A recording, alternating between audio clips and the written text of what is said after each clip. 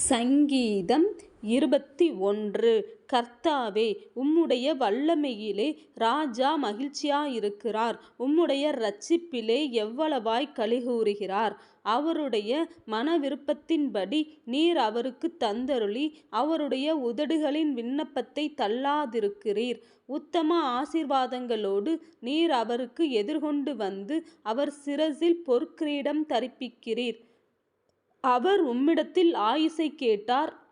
நீர் அவருக்கு என்றென்றைக்குமுள்ள தீர்க்காயுசை அளித்தீர். உமது இரட்சிப்பினால் அவர் மகிமை பெரிதாயிருக்கிறது. மேன்மையையும் மகத்துவத்தையும் அவருக்கு அருளினீர். அவரை நித்திய ஆசீர்வாதங்களுள்ளவராக்குகிறீர். அவரை உம்முடைய சமூகத்தின் மகிழ்ச்சியினால் பூரிப்பாக்குகிறீர். ராஜா கர்த்தர் மேல் நம்பிக்கையாயிருக்கிறார். உன்னதமானவருடைய தயவினால் அசைக்கப்படாதிருப்பார். உமது கை உமது சத்துருக்கள் எல்லாரையும் எட்டிப் பிடிக்கும். உமது வலதுகரம் உம்மை பகைக்கிறவர்களை கண்டுபிடிக்கும். உமது கோபத்தின் காலத்திலே அவர்களை அக்கினி சூளையாக்கிப் போடுவீர். கர்த்தர் தமது கோபத்திலே அவர்களை அழிப்பார். அக்கினி அவர்களை பட்சிக்கும். அவர்கள் கனியை பூமியிலிராதபடி நீர் அழித்து அவர்கள் சன்னதியை மனுபுத்திரரில்லாதபடி ஒழியப் பண்ணுவீர்.